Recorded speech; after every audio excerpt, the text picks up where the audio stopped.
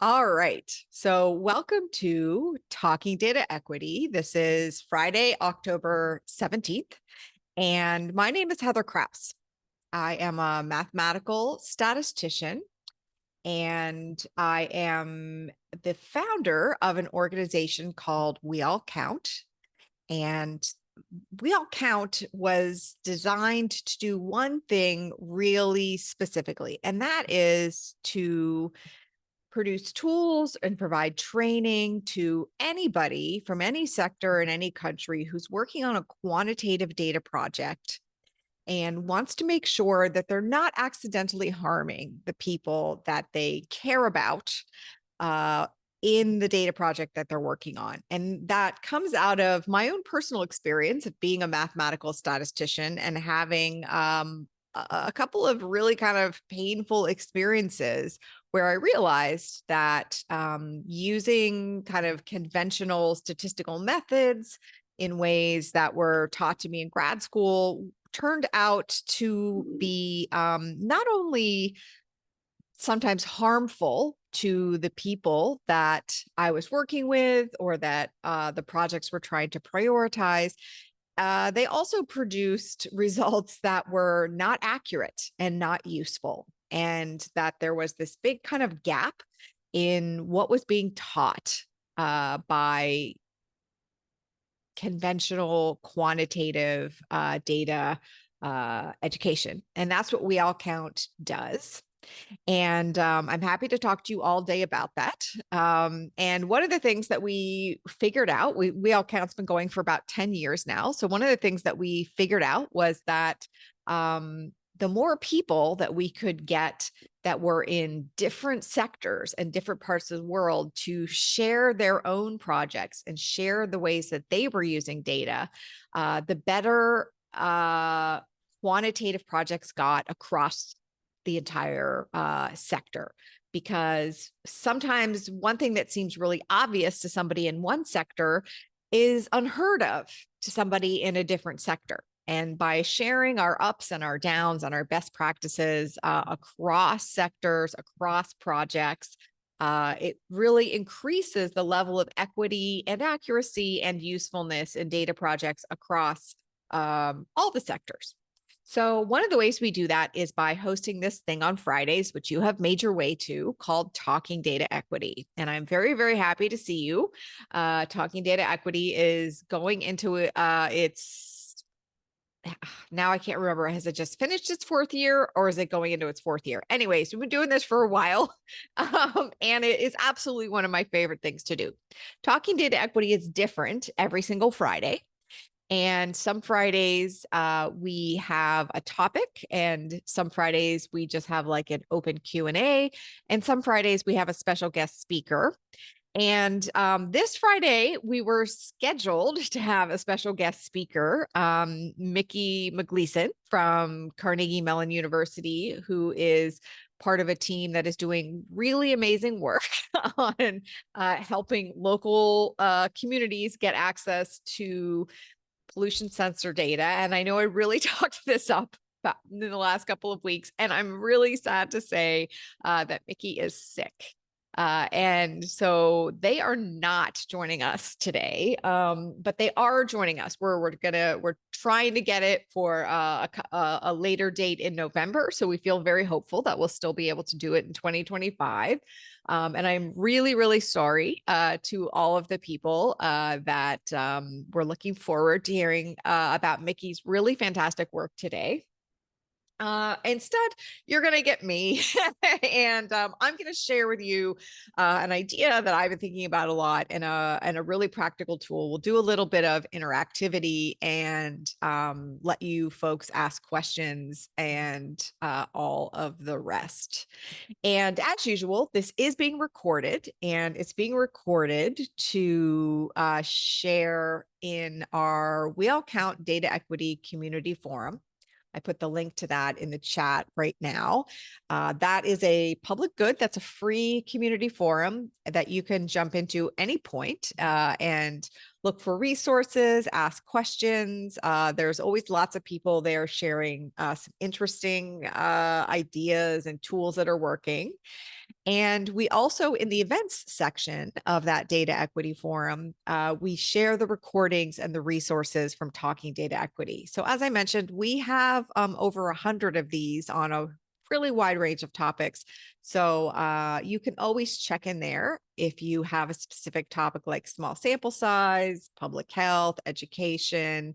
And we have a lot of Indigenous data governance stuff in there. And it's all free and accessible to you. You don't even have to make an account to watch it or to download the resources. You can, and it doesn't collect your cookies. You can take advantage of that resource without sharing any data with us. Anyway, sometimes your browser, depending on your browser choice, might collect some data.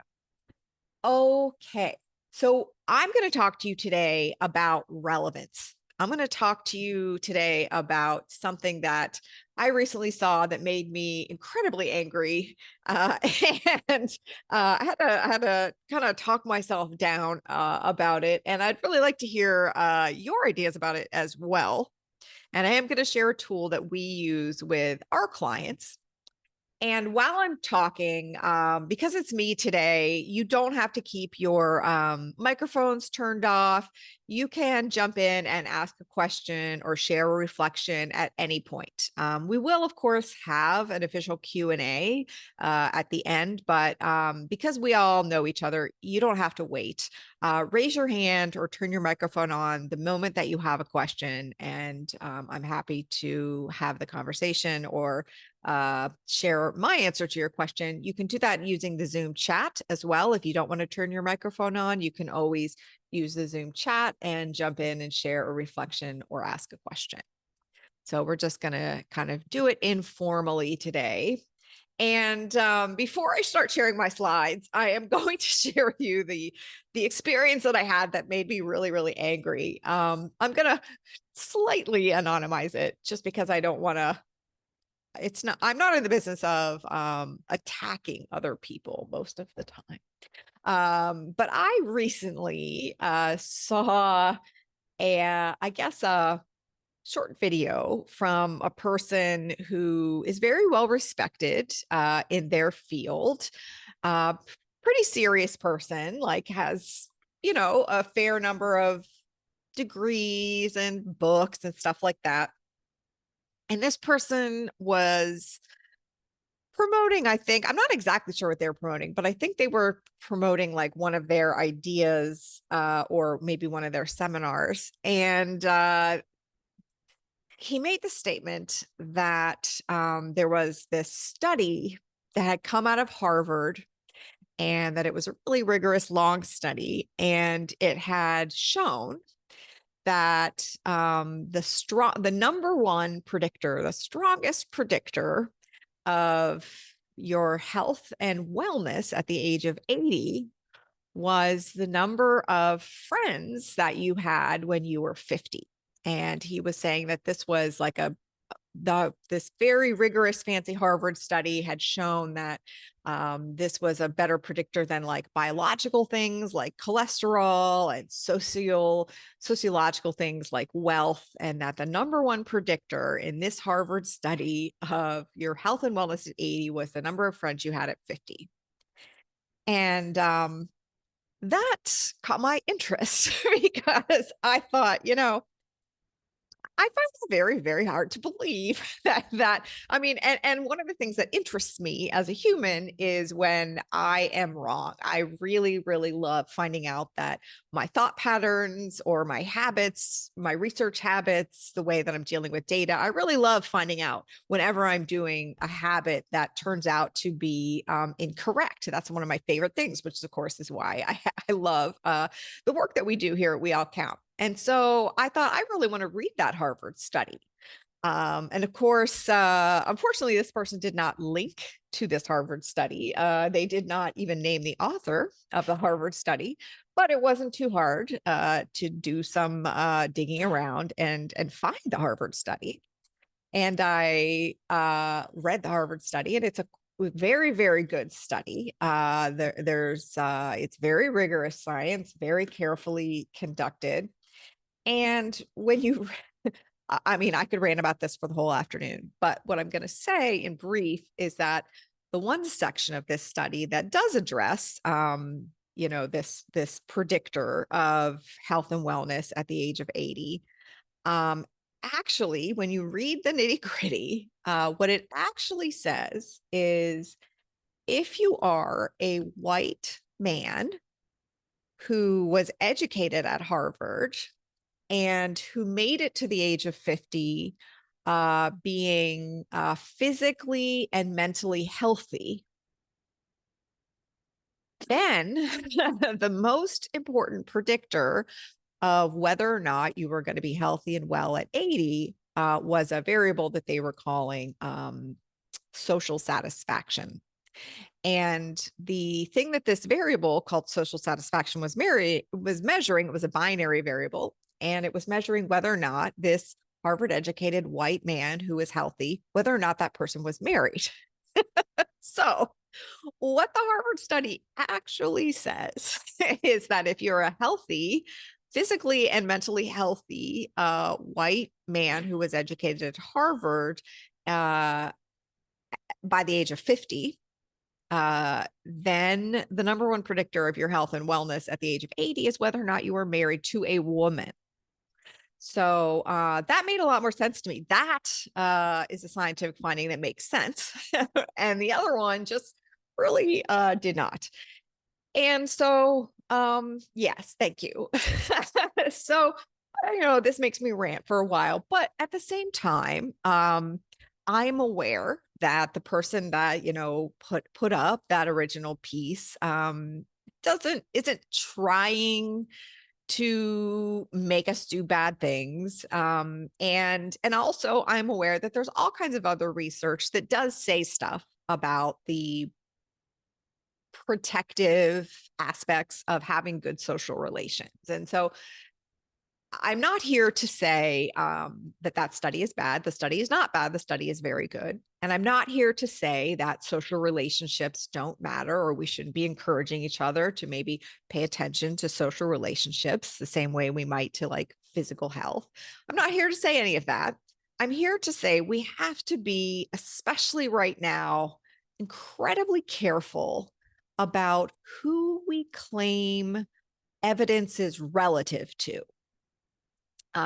Even and this Harvard study is a very rigorous study. It is very, very good. And that study itself does not make the claim that this other person was making.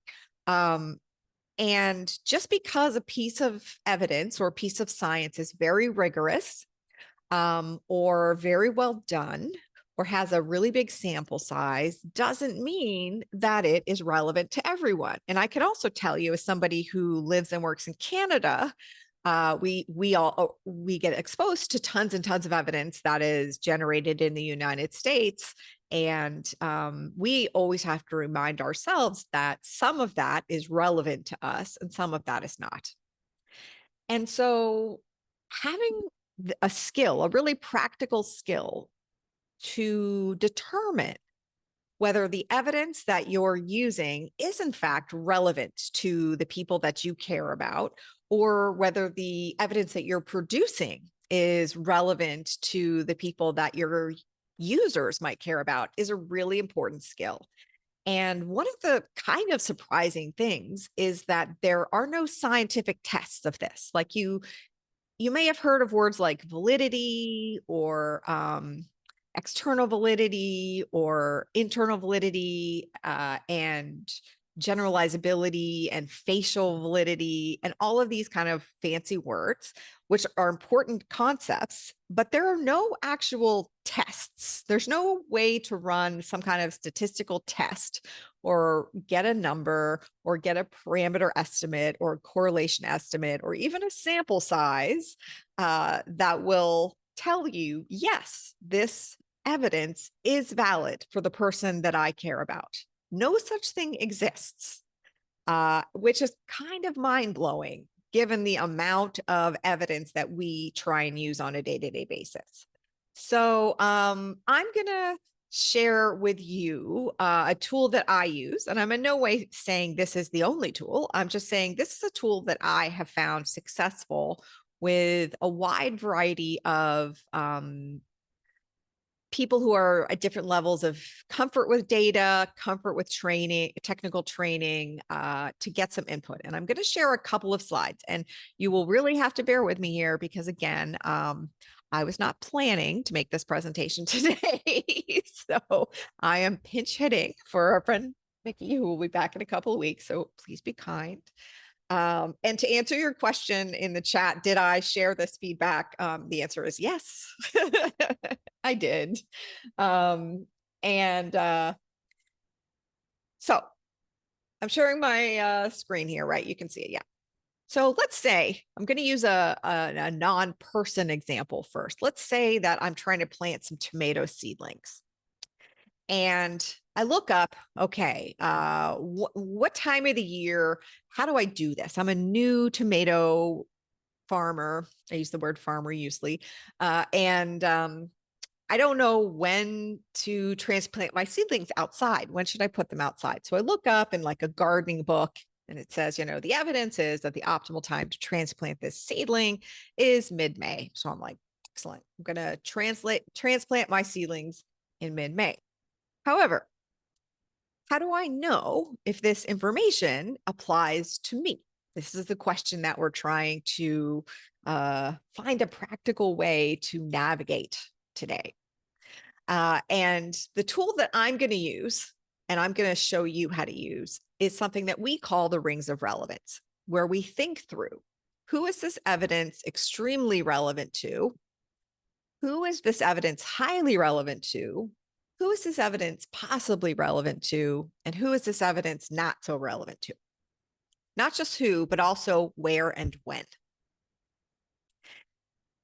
So in terms of our tomatoes, the where is really, really important because the book that I checked out from the library that told me to transplant my tomatoes in mid-May is actually a book that was written by somebody who lives in South Carolina. And that's a great place. I love South Carolina. I, however, live in Toronto. And so it is unlikely that evidence about when to put a tomato plant outside that was tested in South Carolina is going to be relevant to me living in Toronto. And thank you so much for somebody else in the chat feeling my pain. This spring, as a person learning to garden, I did so much research and all my plants were either eaten or dead within a matter of weeks. So Toronto is where I'm trying to understand, is this evidence relevant? So maybe possibly relevant. I'm thinking, I don't think it's not relevant at all because I'm in the same hemisphere, but it's not going to be extremely relevant and probably not highly relevant. And somebody's ahead of me here. Climate change, right? And what if I don't want to just plant tomatoes? What if I'm planting other things? I personally love a pumpkin. They are my very favorite. And so not only do I want to plant tomatoes, I also want to plant pumpkins. My dog loves watermelons, so maybe I should give him a watermelon. I was looking at evidence about tomatoes. How relevant is this evidence to things like eggplants, corn, and melons? This is the who. The who doesn't have to be a person. It can be like the characteristic of the thing that I'm trying to plant. So I talked to some of my friends that are better at gardening, and they're like, eggplants are much similar to tomatoes in terms of like frost and water and stuff like that. Corn, really, really different. So corn, this information isn't relevant to corn at all. It's highly relevant to tomatoes, kind of relevant to eggplants and melons. Okay, you're getting the hang of this, right? And then the when. This is where somebody was way ahead of me. Somebody in the chat said, this is getting harder and harder because of climate change. That I can tell you from direct experience with lots of my plants dying this spring. is very, very true. So when is this information relevant is extremely important. Turns out this book that I was looking at, that I checked out from my library, was made in 1998. And at the time, I don't really know that much about gardening. I'm thinking, doesn't matter, right? Doesn't really matter. Turns out it matters a lot because climate change is changing soil composition, moisture, frost date. As somebody's saying in the chat, the last frost in Toronto can easily be in June. And who knows what's going to happen in the future. So you get where I'm going, right? With the rings of relevance here and how we need to pay attention. Even if the evidence is very, very good, what we are not assessing here is this evidence rigorous or is this evidence accurate? We are not assessing the quality of the evidence. We're assessing the relevance of the evidence. Okay. And when I put it all together, this is what I get in terms of, is the book that I have about tomatoes in South Carolina from 1998, is it relevant to me trying to plant a bunch of different vegetables in 2025 in Toronto? And one of the things I will say is that I'm sure there are expert gardeners here in this room that are saying some of these dots are not in the right place. Toronto should be further in or further out. Eggplants should be further out. Current day maybe should be closer in. And you aren't necessarily wrong. So when we're making rings of relevance, when we're deciding whether or not evidence is relevant to the place or the people or the time frame that we want to apply it, we have to make an informed, subjective decision. There is no statistical test for this. There is almost no really good guidance even on how to make these decisions. And so it's quite important that we have some way to concretely sit down and think about this. And if we're really lucky, we will have the time and the resources to make sure that we can also get input from other people. If I'm just left on my own with these tomatoes in Toronto, I'm not going to do nearly as well as if I talk to people who have been working with tomatoes for a long time or who've been gardening in Toronto for a long time. Same thing with other projects. If you can talk to people who are going to be impacted and are experiencing the topics of the evidence that you're trying to understand, the better your estimates of relevance are going to be. Okay, I'm going to show you, I'm going to skip this. We're going to now shift from tomatoes to an example that I think is closer to a lot of the work that you folks do. And then I'm going to give you a link to a tool. Okay. You are all very, very smart and curious. You get the idea that I'm going to take the tomatoes and I'm going to bring it over to like social sector, public sector, nonprofit sector data and evidence. And one, okay, yeah, I made a slide for this because this continually blows my mind, is the amount of the amount of gap in resources to help policymakers, to help strategy makers, to help researchers, to help data practitioners actually understand and think through relevance kind of blows my mind. And if people know about good tools or even good papers or write-ups that have examples on this, let me know, because right now we haven't found any, or not any, but very few. A really, really critical example of this is around the drug warfarin. Warfarin is a drug that is very important in the control of stuff like blood pressure, and it is pretty commonly prescribed and also quite extensively researched. However, up until very recently, the research around warfarin said stuff like 4.4 milligrams a day of warfarin is the ideal dosage to prevent problems, blood pressure problems you can have in your body, in your blood vessels. great. Doctors were using this, they were prescribing this. And of course, people were getting sick. And the reason people were getting sick is because that study, that really prominent study that had been, it was a very, very high quality study, but almost everybody in the study was white.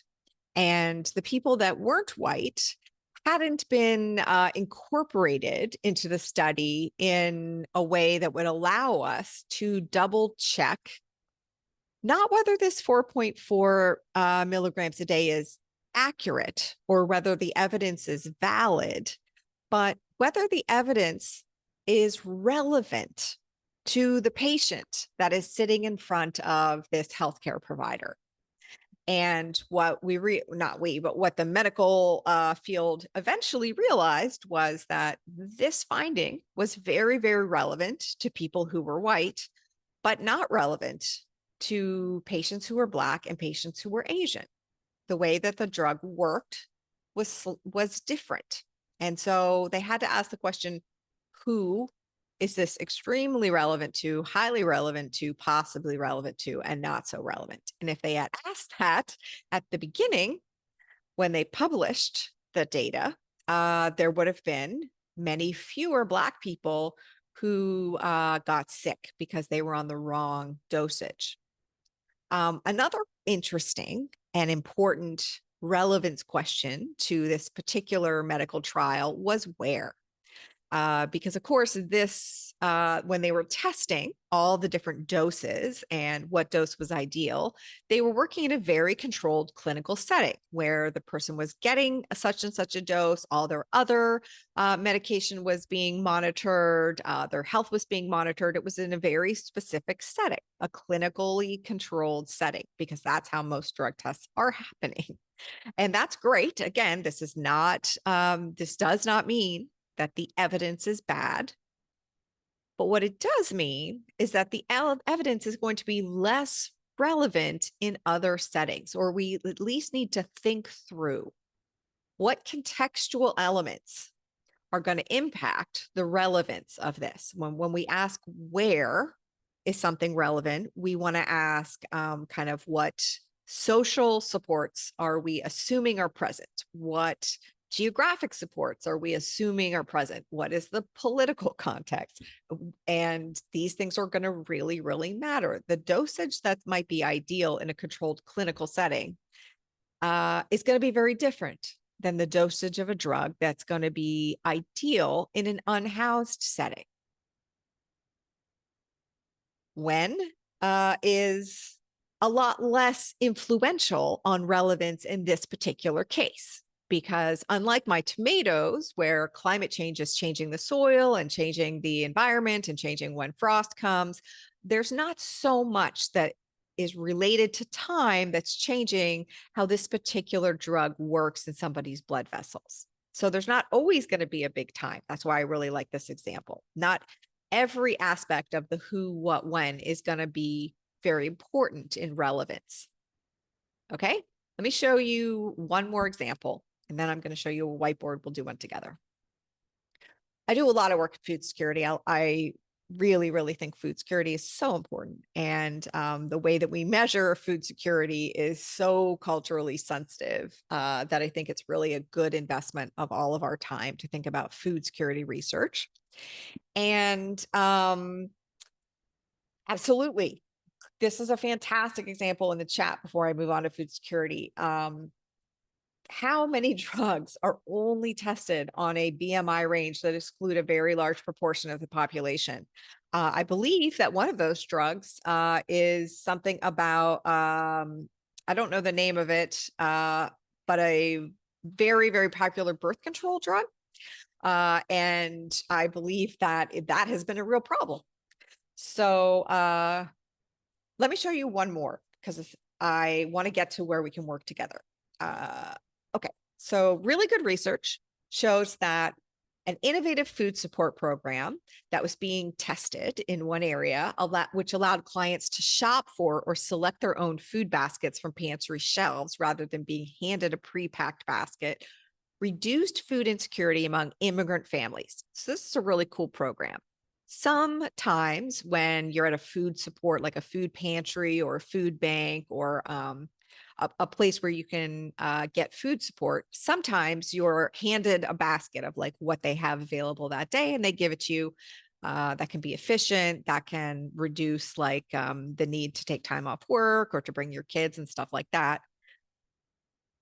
This county was trying a new system where instead of handing them the person who was coming to get some food support a basket, they kind of set it up like a little mini grocery store and you could kind of shop for your own food.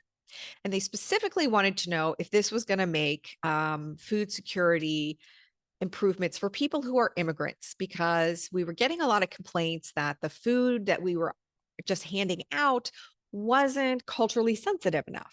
It was based around like a white person's idea of what a week's worth of food is, or what kind of proportions different groceries should be in. And we thought, yeah, totally valid. What about a new program where you can shop for your own food? And it worked. It worked great for the people in our study. Now, of course, we're part of a whole food security network. And we were like, hey, we have really good news. And other people were like, should we apply this program or this policy to our food bank? And the answer was, we have to think about that really, really carefully. And it shouldn't just be the researchers, it should be all of us. We should have people who are receiving the food, who are coming by for food support. We should have other types of researchers. We should have the people who are responsible for kind of working the quote unquote front of house at the food banks and the food pantries. We should get input from all of these people about the who, what, and where this finding is relevant to, so that we don't accidentally make food security worse for people in a different part of the state or in a different part of the country or in a different part of the world. Because we cannot assume, there's no test for, is this going to work? And so it is, when you sit down with something concrete like this picture of rings, these concentric circles, you don't need any technical training, right? Like, you can have a conversation. We have done this with fifth graders experiencing homelessness. We have done this with people who are running the immigration systems for countries. This will work in any level of conversation. And you can do it with sticky notes. You can do it on a whiteboard that I'm going to show you in a minute. You can do it with pieces of paper. You can do it with everybody in the same room. You can do it asynchronously and just let people fill in their own ideas. And so we sat down and I'm just going to show you a couple of examples, because again, there's no right answer. You can't get it wrong, but there can be more informed and less informed answers. And these came from, we did some focus groups, and some of the focus groups thought this isn't going to be relevant to white people because there aren't very many white people in the study. Now, we have to be very careful. We are not just testing sample size here. We're testing a number of different characteristics that I'm going to show you in just a second. Then we talked about what type of immigrants. In Canada, the type of immigrant you are matters a lot. There are many different ways to immigrate to Canada, and the supports that you get and what you're usually experiencing on the day-to-day in the first year vary quite a lot, depending on if you're an economic immigrant, a refugee, a family immigrant, a sponsored immigrant. These are very different immigrant experiences. The immigrant experience is not homogenous, of course. Another part of the who was really important, and that was country of origin. We had people who were part of our focus group who had come from Haiti, some people from Somalia, some people from El Salvador. And the people from Haiti said that, and again, I'm not saying this is true or right, I'm saying this is feedback that we got when we sat down with various community members to talk through who this might be relevant for. And they were concerned that because the current kind of social and food situation in Haiti has been in crisis for so long, that the idea of going shopping for food is not as familiar to some immigrants or refugees from Haiti as it is for some of the immigrants and refugees from Somalia who are also in that group, who are very kind of market oriented. Again, I am not in any way saying this is true. This is generalizable to everybody. I'm saying this is the kind of feedback that we need to think about when we're deciding, is this policy relevant? So then we can kind of sum it up. The where, what kind of supports? Does this rely on public transit? If you're going to shop for food rather than be handed a box of food or get a box of food delivered to you, does that mean you have to have access to transit? Does it mean you have to have some kind of governmental food voucher? Is this going to work the same in rural areas as it is in urban areas? These are all the types of questions that we were given direct feedback by people using food banks and by people doing research on food banks that we needed to consider before we decided to apply this very rigorous, very accurate evidence in a place that was different. All right, I'm going to stop sharing that part of the screen, and I'm going to share a different part of the screen so we can do something together, because it is 12:40. All right. Where the heck did Zoom go? Okay. All right. I'm so happy that some people's local food banks does this, because our food bank does this now too, and it goes great. People really like it, but it is not universal. Okay, so in the chat, I've just shared a link to the Miro board that I am showing on the screen in case you want to look at it on your device, not on my screen. Right now, you only can look at it. You don't have edit access. But after Talking Data Equity is over today, I'll switch the access permissions so that you can access it and play around and make copies and stuff like that. Okay, so I would just want to show you what kind of questions we consider when we do an actual Rings of Relevance activity with other researchers, with boards from nonprofits, with strategy makers from government, and with community members who are involved in the policies and programs that we're thinking about. When we're thinking about who is this relevant to, we're thinking about questions like who was included in the data. That's important, but that's not the only thing. So sample size is not, or sample composition is not the only thing that matters when we're deciding who something's relevant to. One of the things that we want to think about is the proportion. So not only who is in the sample, if there's a very small number of a certain community in your data project or in your sample, if that's the same proportion as in the community or population that you're trying to generalize to, that might retain its relevance, even though the number is quite small. The third one, how much does this characteristic connect to the thing you're measuring, is really important. So for example, when we were looking at how, I'm going to use your example actually, when we're looking at how a drug works, if the efficacy of that drug is really related to BMI, you really need to take some time to plot out the different BMIs. But if the efficacy of that drug, and BMI is body mass index, sorry for people who aren't in that sector and don't know that jargon. But let's say that the efficacy of that drug is not related to your hair color. You don't need to plot out people's hair color if you think the characteristic is not strongly connected to the thing that you're measuring. So you don't need to plot out every characteristic of every person that you might be applying this evidence to, you need to use some thoughtfulness and some judgment and maybe some additional kind of research to think about what characteristics are probably going to matter. And this is where it's really helpful to talk to people. I'm pretty sure they figured that BMI thing out with the reproductive health issue through lived experience, not actually through research. So talking to people is very important. Who does the measurement tool work best for?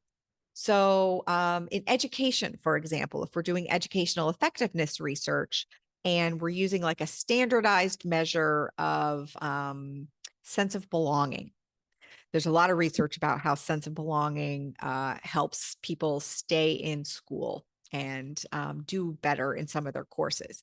Most sense of belonging tools have been quote unquote validated, but been validated on a very narrowly defined group of people, usually white, usually middle class, usually urban. And so just because the tool has been validated doesn't mean that that tool works really well for or is going to be relevant to the people that you're trying to apply it to. So paying attention to who the measurement works best for is going to influence your relevance. Same thing with the methodology. So these are the types of questions that we have conversations about when we're trying to plot the who and the where. We've been over some of the most interesting questions that we think about when we're trying to plot the where. What geographical assumptions are we making? Is it rural? Is it urban? What are the political and cultural supports that were present as this evidence was being generated? A really kind of classical example of this that you might already know is an example of in one state in the United States, reducing classroom size was really, really good for mathematical achievement scores for, I think it was like third and fourth graders. And then a different state was like, great, we're going to apply this to our classrooms. And it went the opposite. The smaller classrooms were dramatically bad for the math achievement scores. And that's because there were geographic and cultural elements to that first project in that first state that were not considered when they decided, okay, this evidence is relevant. Legal context can really, really matter if certain things are like marketplace laws and economic laws. This is really true if you're doing international development work. We've had some very, very bad experiences about taking certain kind of entrepreneurial market systems ideas from one country to another country where the laws around movement and who can have money and who can have a bank account are different. And we have hurt people by not paying attention to the relevance that is created by different legal contexts. Last one, because I don't want to take up all the time, I want to make sure we have some time for questions, is the when. And my favorite when is, of course, the tomatoes and climate change. That is obvious once you think of it, but often goes unnoticed when you're not thinking of it. The when really matters right now because of the pandemic. The pandemic really changed the relevance of lots and lots of research. And so knowing whether the research that you're thinking of applying to your community, your children, your organization, did that happen before the pandemic, during the pandemic, or after the pandemic, really matters.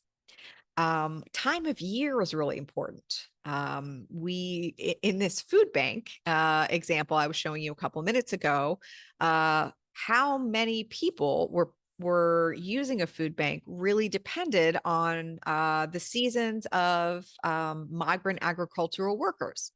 So the type of food bank use that this particular county gets in, say, April and May is very different than the type of use it gets in December. So paying attention to all of that is really going to matter for relevance. School banks, absolutely. Also, the development of technology, a lot of research about telehealth. It will expire quite quickly in relevance, especially for young people. What worked in telehealth does not work 2 or 3 years later for, say, 16-year-olds. All right. I am going to zoom out a little bit just so you can see the way that we run this. And again, I'll give you an editable link to this. When I'm running this with a group, if I'm doing it online, I prep it by kind of putting the statement or the evidence that we're considering, making the rings in advance, putting the questions here, and then putting up Post-it notes so people can put their own ideas about who, where, and when. And I usually ask them just to put them down here at the beginning. I'm not actually going to read these to you because I want to leave time for Q&A. You can zoom in and read them. And then as a group, we just have a discussion and do stuff like drag the Post-it notes into the ring, and we can drag them around while we talk about them. People can have disagreements about whether they think it's very relevant, or somewhat relevant or not relevant. And what's really important to remember is nobody is ever definitely right, which can be very hard for the real scientifically trained amongst us to come to terms with, because we've been taught that, as long as you follow this certain recipe, you're going to get, value neutral, rigorous, valid, accurate findings. But then when it comes to applying those findings, it becomes very subjective, very fast. So thank you so much for listening while I shared this idea, and being forgiving about the rather last minuteness of the slides and the example as we kind of jump in here. But you're such a fantastic community that I didn't want to have no talking data equity today. Does anybody want to ask a question? I will stop sharing my screen for a little bit. Logistical question. Thank you so much. Logistical question, conceptual question. And I will put the link to the Miro boards and the link to the recording. And I also think I have a downloadable PDF. If I do, I will put that up in the forum as well. Let me put the link to the forum here. So you will find the recording and all the rest of that. And I think a downloadable PDF in case you want to try this. And if you do try it, and you have questions about it, or you want to share your successes, you can always do that in the community forum, because that's what it's for. Hey, Chris, go ahead. Oop, I can't. Why am I not hitting things? Well, I'm going to work on the video part, but I can there we hear go. you though. Oh, hi. There you go. Thank you so much. I mean, for me, it's more reflecting on how much I could have used this tool in the past, but now like moving forward, which is great. I mean, two examples that come to mind. One was just in terms of my own research that I presented here, but like we all started with the question of how relevant were evidence-based practices for various tribes. And so we had to painstakingly go through all evidence-based practices for mental health treatments and to discover that there were zero people who identified as Native American in the United States who were involved in any of these, right? So like we can look at, if I had this tool, I think we would have been able to have a better argument with policymakers and other researchers on the importance. And then on a totally different thing, I used to teach research methods to prospective teachers in Oman because it was a requirement. Yeah. And they were always like, why do I need to learn this? And I tried to tell them just like more verbally, like, because, because none of this research is about you, your culture, or your students. Like none. Right. And then like they would start to get interested in that. But if they could map on something like how relevant is this study about best teaching practices to my community and could stick it like way out there, I think Yeah. it would be a really dramatic exercise. So yeah, so those are just things that I was thinking about as you were talking things. I appreciate it so much. And then that Oman example and the First Nations example is so, so good. I really appreciate you sharing them. And I do think there is something, we found it, to be really honest, very hard to get the distinction between assessing a piece of evidence for quality and relevance. People would think, well, if it's a high quality, to start with my first kind of like rant, just because the study is from Harvard and conducted very, very well, does not mean it applies to you. Hi, somebody else has their hand raised. I don't know your name. Go ahead. Hudson, maybe? Yes, sorry, Hi. this is David Hi. Hudson, Oh, and hi. Hi. hi. So, this is a little outside the bounds of what we're talking about now, but I know you've asked through surveys for feedback about future topics. And Yes. I was just curious, how many people, this is probably most relevant for people in the United States, but with our federal data sources, some being eliminated, some being drastically changed, what people are doing as a reaction to that. Are they collecting their own data, getting access to other data? I was just Right. wondering about a conversation like that. All right. So you're kind of a mind reader, David, because when Mickey had to cancel today, I thought we should do a session on coping. And I definitely want to do that. The reason I didn't do it today was that I think there's a number of people who are going to want to share stuff, but aren't necessarily going to want to share it on camera or with their name associated with it. Yeah. And so now that you've brought that up, and I'm also a little bit nervous, I'll be really, really honest, because I always am, that nobody's going to say anything. And I'm just going to be here looking at a dark screen. So since you've brought it up, and a lot of people are putting +1s and stuff in their comments, what I'm going to do is I'm going to create a space where we can share examples and questions anonymously. Then I'm going to spend a couple weeks circulating that amongst all you folks who are regular attendees, and you can circulate that to other people. And then we'll pick a day and we'll do it. How about it?